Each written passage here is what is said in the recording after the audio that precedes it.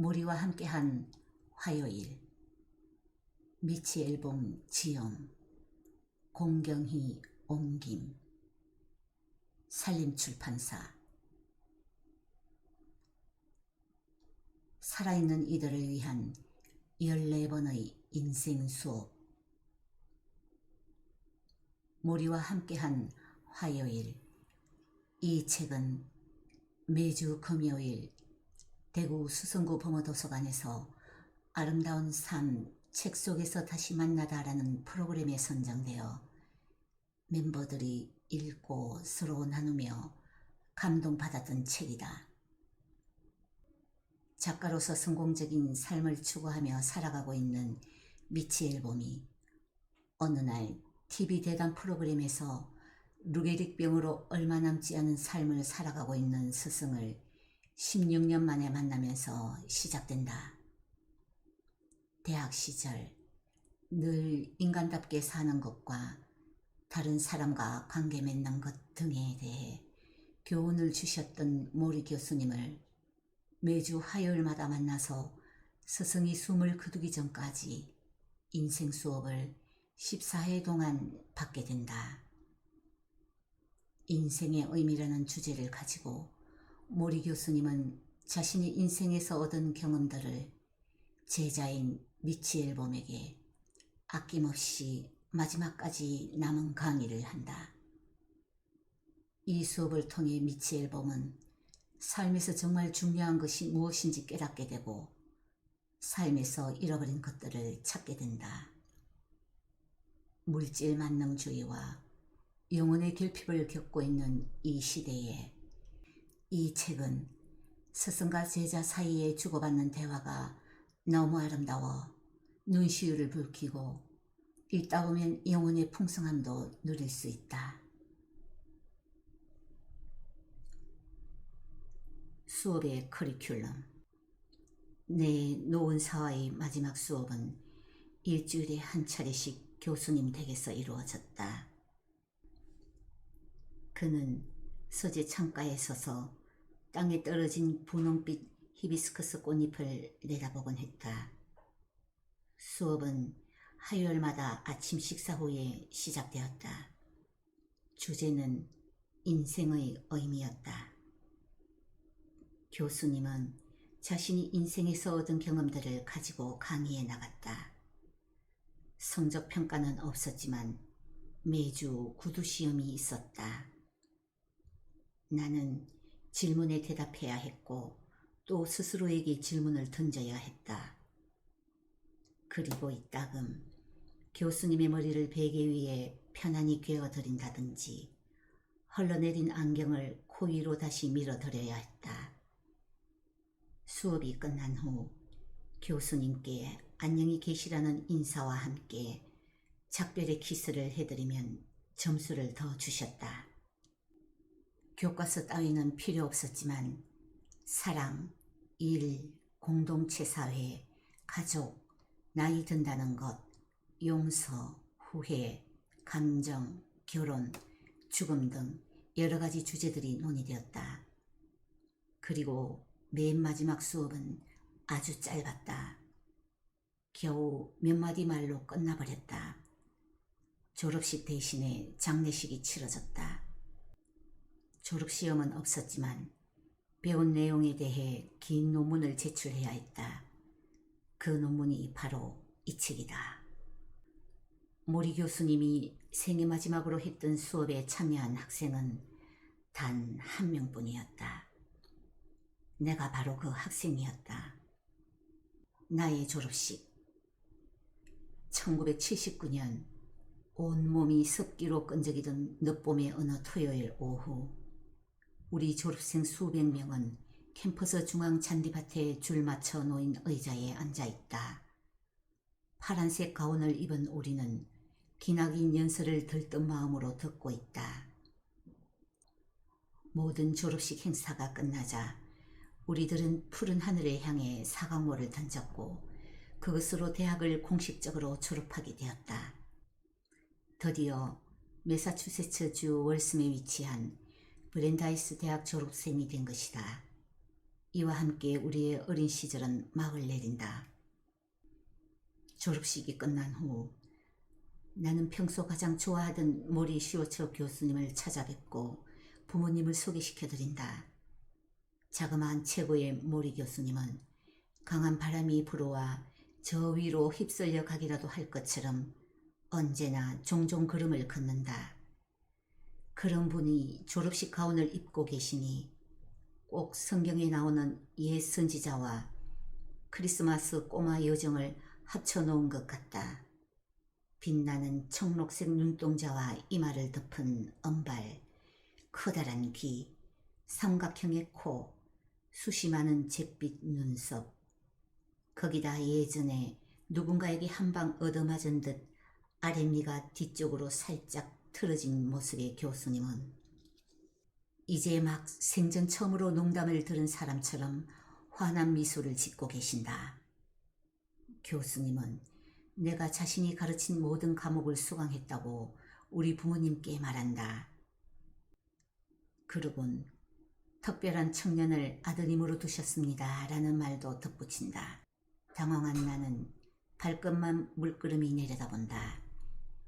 헤어지기 전 나는 교수님께 그의 이름을 새겨넣은 가죽 가방을 선물한다. 전날 쇼핑센터에 가서 산 것이다. 그를 잊고 싶지 않아서, 아니 그가 날 잊지 않기를 바라면서. 미치, 자넨 좋은 친구야. 교수님은 그 가방을 무척 마음에 들어하며 말한다. 그러고 나서 날 꼭 껴안아준다. 그 가는 팔이 내 등을 감싸안는 느낌이란. 난 교수님보다 키가 크다. 그래서 교수님이 껴안자 잠시 내가 어른이 되고 그가 아이가 된 듯한 묘한 착각에 빠진다. 교수님은 계속 연락하겠느냐고 묻는다.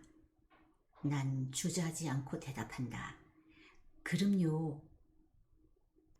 교수님이 팔을 풀고 뒤로 물러서자 난 그가 울고 있음을 알게 된다. 생애 마지막 프로젝트. 교수님에게 사형 선고가 내려진 것은 1994년 여름의 일이었다. 되돌아보면 모리 교수님은 그전부터 나쁜 일이 닥쳐오고 있음을 알았던 것 같다. 아마 춤추는 것을 그만둔 바로 그날일 것이다. 내 노은사는 예전부터 춤을 굉장히 좋아했다. 어떤 음악이든 상관없었다. 로큰롤, 빅밴드, 블루스, 그는 전부 다 좋아했다. 두 눈을 지그시 감고 그 환하디 환한 미소를 지으며 리듬에 맞춰 몸을 움직이곤 했다. 늘 멋진 춤을 추었던 것은 아니었지만 교수님은 언제나 혼자서 쳤으므로 파트너가 누가 될지 염려할 필요는 없었다. 모리 교수님은 매주 수요일 밤 하버드 스퀘어에 있는 교회에서 열리는 무료 댄스 파티에 갔다. 조명이 번쩍이고 스피커가 웅웅대는 소리 사이로 모리 교수님은 하얀 티셔츠와 검은 운동복 바지를 입고 목에는 수건을 두른 채 학생들 사이를 누비고 다녔다. 그리고 무슨 음악이 나오든 그 음악에 맞춰 춤을 췄다. 지니 핸드릭스의 음악이 흘러나올 때는 각성제를 먹은 쥐자처럼 그 음악에 맞춰 양팔을 마구 흔들며 등판에 땀이 줄줄 흘러내릴 때까지 빙빙 돌면서 트위스트를 추었다. 그 댄스 파티에 오는 사람 중 어느 누구도 그가 오랜 세월 대학에서 학생들을 가르쳐 왔고 또 대단히 훌륭한 저서를 몇 권이나 낸 유명한 사회학 박사라는 사실을 몰랐다. 젊은이들은 그저 정신 나간 노인네쯤이라 생각했다. 한 번은 이런 일도 있었다. 어느 날 교수님은 탱고 음악 테이프를 가지고 와서 틀어달라고 요청했다. 그러고 나서 그는 무대를 독차지하며 열정적인 남미 사람처럼 앞으로 갔다 뒤로 갔다 야단이었다. 춤이 끝나자 모두 열광적인 박수를 보냈다. 그 순간에 영원히 머물렀다면 좋았을 것을. 하지만 그 후 얼마 안 있어 교수님은 더 이상 춤을 출 수 없었다. 그는 60대가 되자 천식이 심해졌다. 숨쉬기가 여간 힘들지 않았다. 하루는 찰스 강가를 걷다가 찬바람이 불자 갑자기 가슴이 답답해지며 숨을 쉴 수 없었다. 교수님은 급히 병원으로 옮겨졌고 아드레날린 주사를 맞아야 했다. 그러다 몇 년 후에는 걷기가 힘들어지기 시작했다. 친구의 생일 파티에서 교수님은 이유 없이 비틀거렸다. 또 어느 날 밤에는 극장 계단에서 쓰러져 사람들을 놀라게 만들기도 했다. 이점 교수님은 70대였고 그래서 사람들은 연로해서 그런가 보다 라고 수군대며 그를 부축해 일으켰다. 그러나 누구보다도 자신의 내면과 많은 대화를 나누는 그는 나이가 많아서 아픈 것과는 다른 그 이상의 뭔가를 감지하고 있었다. 늘 힘이 없었다. 잠을 자는 것도 힘들었다. 그리고 죽어가는 꿈도 꾸었다. 그는 의사들을 찾아다니기 시작했다. 여러 명의 의사들을 만났다. 그들은 교수님의 혈액과 소변을 검사했다. 의료기구를 등 뒤에 꽂고 내장을 들여다보기도 했다.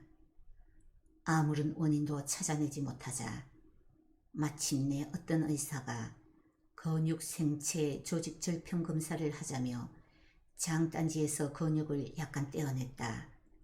신경계통에 문제가 있다는 결과가 나왔고 그는 입원까지 해가며 추가 검사를 받아야 했다. 특별히 고안된 의자에 앉아 온몸에 전류를 흘려보내 신경 반응을 조직하는 검사도 했다. 정밀 진단을 받아보셔야겠어요. 그 의사는 검사 결과를 훑어보며 말했다. 교수님이 물었다. 왜요? 무슨 병입니까?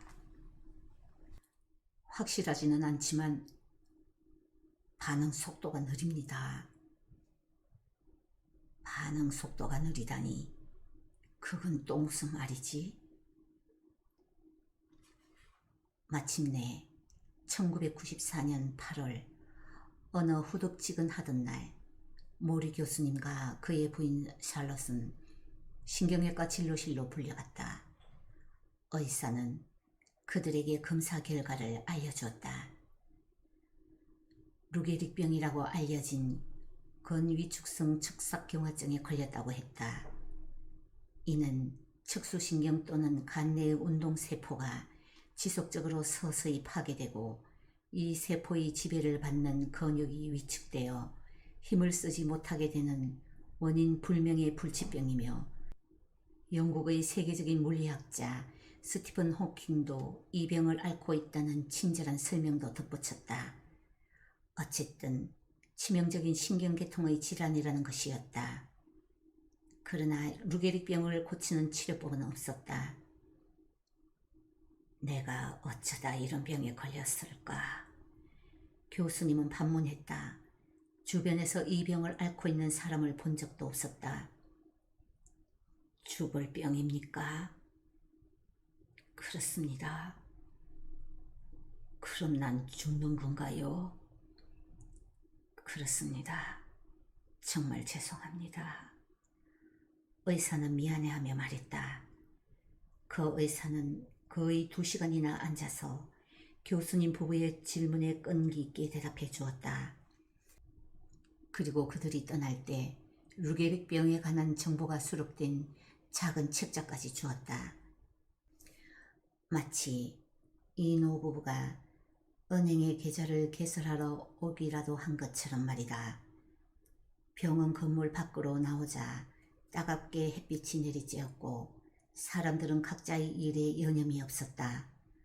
어떤 여자는 주차 미터기에 돈을 넣으러 달려갔고 또 어떤 이는 식료품 봉지를 들고 바쁘게 걸어갔다. 샬롯의 마음속에는 수많은 생각들이 스쳤다. 과연 우리에게 얼마만큼의 시간이 남은 것일까? 이제부터는 어떻게 해야 하나? 치료비는 또 어떻게 충당하고? 한편 모리 교수님은 아무 일 없는 듯 잘 돌아가는 세상의 모습에 깜짝 놀랐다. 세상이 멈춰 있어야 하는 게 아닌가? 저 사람들은 내게 어떤 일이 벌어졌는지 알고나 있을까? 하지만 세상은 멈추지 않았다. 교수님은 힘없이 차문을 열면서 나락 속으로 추락하는 기분을 느꼈다. 그는 속으로 중얼댔다. 이제 어떻게 하지? 교수님이 그 해답을 구하고 있는 동안 하루하루 지날 때마다 병은 점점 더 그를 압박해왔다. 어느 날 그는 차고에서 차를 빼다가 브레이크를 밟을 수 없음을 깨달았다. 그걸로 운전은 끝이었다. 그리고 계속 돌아다녀야 했던 그는 지팡이를 사야 했다. 그것으로 자유롭게 걷는 일도 끝이었다. 교수님은 정기적으로 수영을 다녔는데 어느 날 더 이상 혼자서는 옷을 벗을 수 없다는 사실을 알게 되었다. 그래서 처음으로 도와주는 사람을 구해서 풀장에 들어갈 때와 나갈 때 그리고 수영복을 입고 벗을 때 도움을 받았다. 탈의실에서 사람들은 그를 쳐다보지 않은 채 하려 애썼지만 결국 그들의 눈은 모리 교수님에게 쏠렸다. 그것으로 프라이버시는 끝장났다. 1994년 가을, 교수님은 언덕 위에 있는 브랜다이스 대학 캠퍼스에 마지막 학기 강의를 하러 갔다. 물론 강의는 취소할 수 있었다. 대학 측에서도 아마 충분히 이해했을 것이다. 여러 사람들 앞에서 고통을 겪을 필요가 뭐가 있겠어요? 남은 시간 동안이나마 쉬면서 여러 가지 일들을 정리하세요. 라며 말이다. 하지만 모리 교수님은 꿈속에서조차 강의를 그만둔다는 생각을 하지 못했다. 그는 지팡이에 의지하며 30년 이상 그에게 집과 같았던 강의실로 비틀비틀 들어갔다. 지팡이를 짚고 걷느라 의자까지 가는데 한참이나 걸렸다. 마침내 의자에 앉자 그는 안경을 벗더니 자신을 응시하고 있는 젊은이들의 얼굴을 말없이 한참 동안 바라보았다. 젊은 친구들, 여러분 모두 사회심리학 강의를 들으러 여기 모인 줄로 압니다. 나는 20년간 사회심리학을 가르쳐 왔습니다. 그런데 이번에 처음으로 학생들에게 이 강의를 들으려면 위험을 감수해야 한다는 말을 해야겠습니다. 왜냐하면 나는 지금 병을 앓고 있기 때문입니다. 어쩌면 전 이번 학기 강의를 마무리 짓지 못할지도 모릅니다. 그게 걱정된다면 강의 과목을 변경해도 좋습니다. 그렇게 말하고선 교수님은 미소를 지었다. 이렇게 해서 그에 대한 비밀들은 모두 밝혀졌다. 루게릭병은 촛불과도 같다. 그 병은 신경을 녹여 몸에 밀랍 같은 것이 쌓이게 한다. 이 병은 다리에서 시작되어 차츰차츰 위로 올라오는 경우가 많다. 허벅지 근육이 제어 신경을 잃게 되면 자기 힘으로만 서 있는 것이 불가능해진다. 더 심해져 몸통 근육이 제어 신경을 잃게 되면 똑바로 서 있을 수도 없다.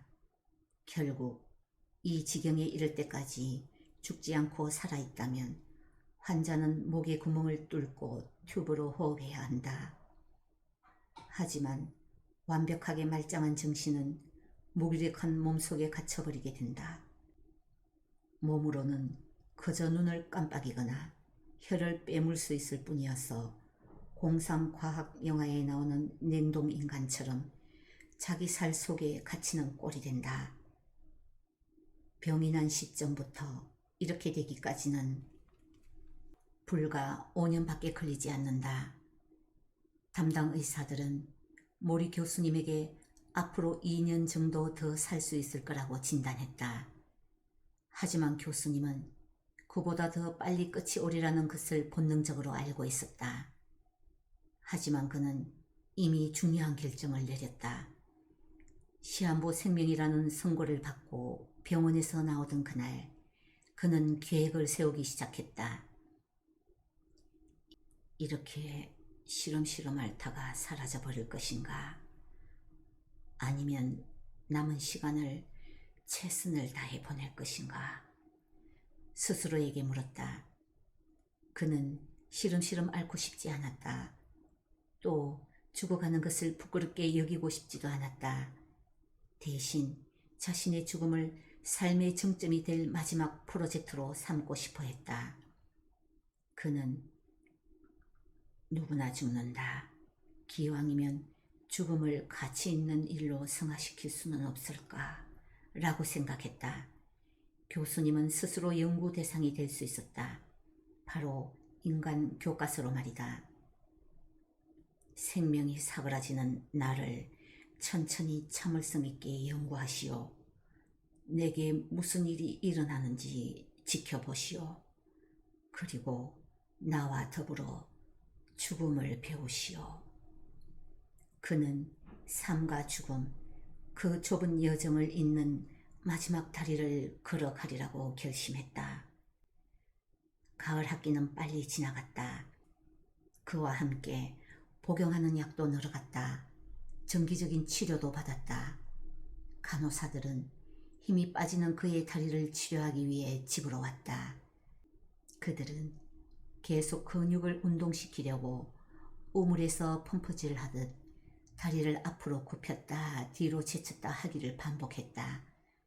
또 마사지 전문가가 일주일에 한 차례씩 들러 계속해서 뻣뻣해지는 몸을 풀어주려고 애썼다. 또한 모리 교수님은 명상 선생님들을 만나서 눈을 감고 생각을 좁혀갔다. 이 세상이 들이쉬었다 내쉬는 호흡 하나로 줄어들 때까지 말이다. 그러던 어느 날 그는 지팡이를 짚고 인도로 올라서다가 도로에 쓰러졌다. 그 후 지팡이는 보행기로 대체되었다. 몸이 약해지면서 화장실 출입이 몹시 힘들어지자 커다란 소변기에 소변을 보기 시작했다. 소변을 볼 때 양손을 짚고 서 있어야 했기 때문에 소변을 보는 동안에는 누군가가 소변기를 들어줘야 했다. 다른 사람이라면 이런 상황에 몹시 당황할 것이다. 특히 교수님의 연배라면 더더욱. 하지만 그는 보통 사람들과 달랐다. 가까운 동료가 찾아오면 그는 이렇게 말하곤 했다.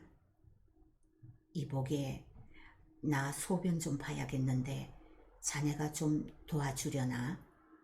괜찮겠어? 손님들은 그가 소변을 보는 동안 소변기를 들어주고는 그 일이 아무렇지도 않다는 것에 오히려 놀라곤 했다. 사실 교수님은 문병객들의 방문을 몹시 즐거워했다. 그는 죽어간다는 것의 의미를 토론하는 모임을 운영했다. 그 모임에서는 사람들이 죽어가는 것의 의미를 이해하지 못하면서 죽음을 얼마나 겁내고 있는지에 대해서 토론했다. 그는 친구들에게 정말 도와주고 싶으면 자신을 동정하지 말고 찾아와 주거나 전화해 주고 그들이 고민하고 있는 문제를 자신과 의논해 달라고 했다. 모리 교수님은 언제나 남의 이야기를 잘 들어주었기 때문에 친구들은 늘 고민거리를 의논하곤 했다. 그 모든 상황에도 교수님의 목소리는 힘이 있고 친절했으며 마음속에는 수만 가지 생각들이 넘쳐나고 있었다. 그는 죽어간다라는 말이 쓸모없다라는 말의 동의어가 아님을 증명하려고 노력했다. 새해가 오고 또 갔다. 교수님은 아무에게도 말하지 않았지만 이 해가 자신의 마지막 해가 될 것임을 알았다. 이제 휠체어를 섰고 사랑하는 사람들 모두에게 하고 싶은 말을 다하기 위해 시간을 쪼개고 있었다. 브랜다이스 대학에서 함께 강의를 하던 동료가 심장마비로 갑자기 죽음을 맞이하자 그 장례식에 참석했던 그는 낙심해서 집으로 돌아왔다. 이런 부질없는 일이 어디 있담. 거기 모인 사람들 모두 멋진 말을 해주는데 정작 주인공은 아무 말도 듣지 못하니 말이야. 교수님은 그렇게 말했다. 그러고는 아주 멋진 생각을 해냈다. 그는 주변에 전화 몇 통을 건 후 날짜를 잡았다. 어느 추운 일요일 오후 가까운 친구들과 가족들이 살아있는 장례식을 치르기 위해 모리 교수님 댁에 모였다.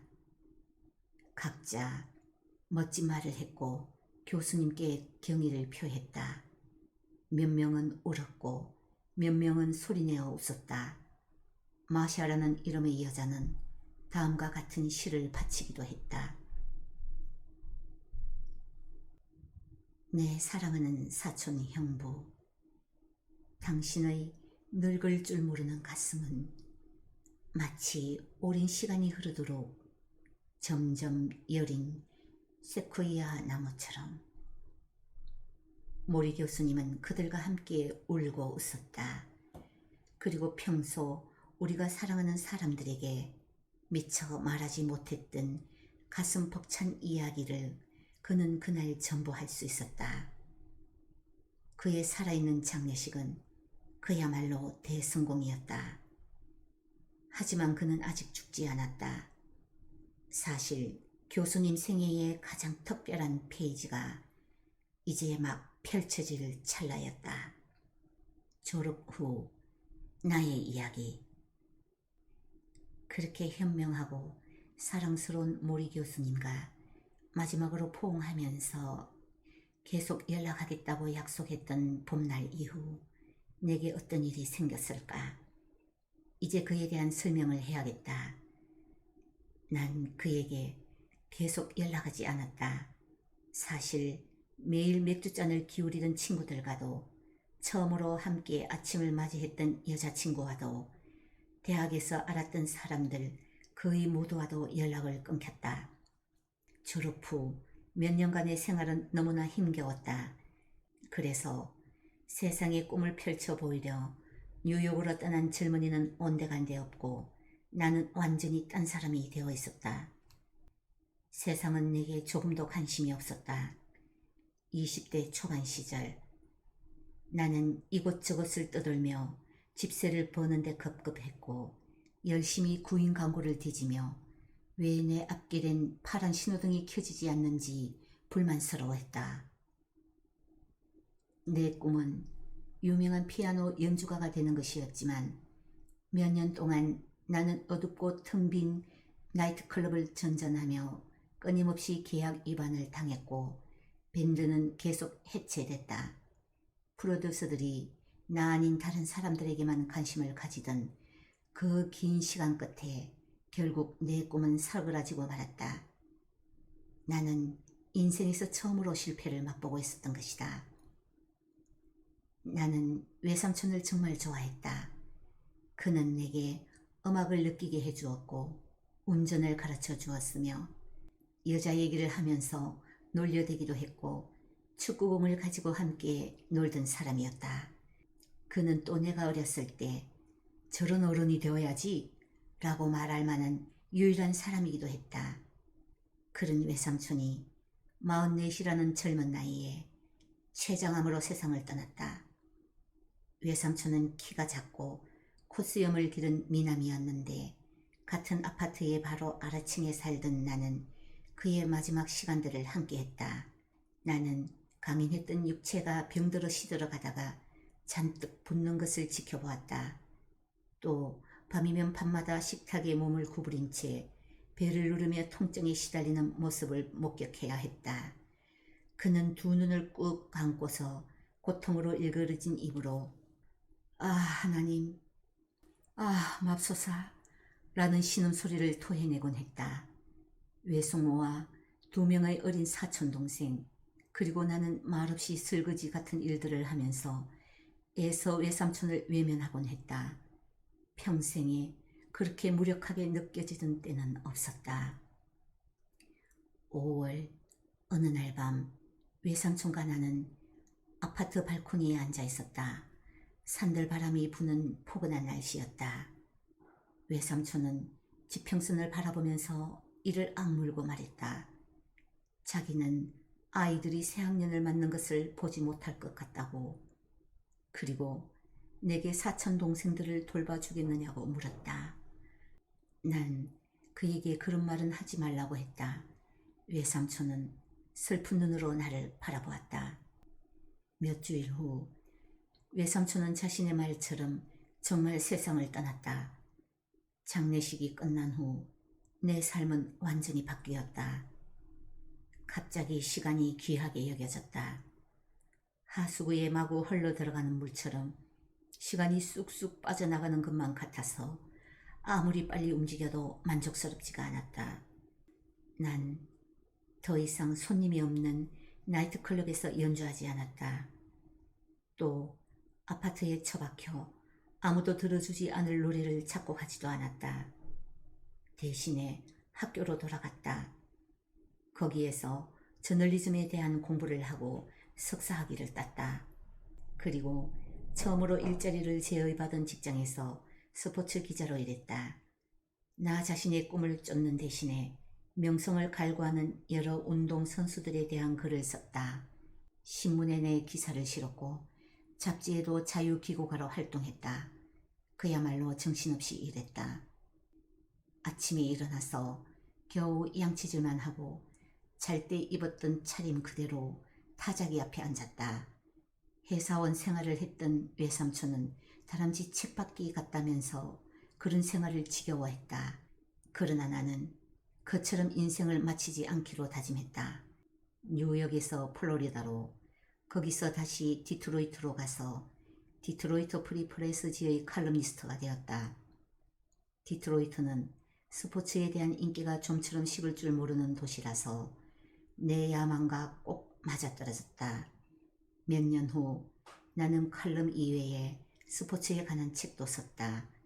그리고 라디오 쇼도 진행했으며 정기적으로 텔레비전에 출연해서 고연봉의 풋볼 선수와 위선적인 대학 스포츠 프로그램에 대해서 열변을 토해내곤 했다.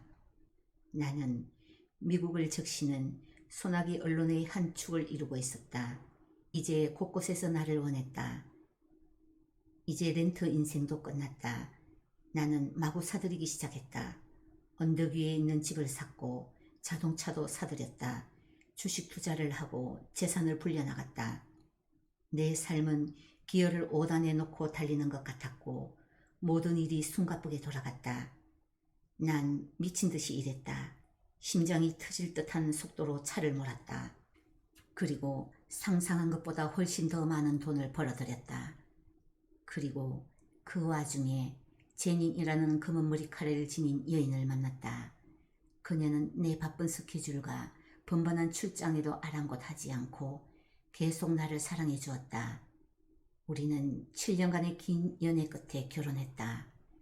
결혼식이 끝나고 일주일 만에 나는 다시 일을 시작했다. 아내에게는 언젠가 그녀가 그렇게도 원하는 가족다운 생활을 하게 될 거라고 약속했다. 하지만 그런 날은 오지 않았다. 대신에 나는 성취감에 파묻혔다. 일을 훌륭히 성취해내면 나 자신이 인생의 칼자루를 쥐게 될 거라고 믿었기 때문이다.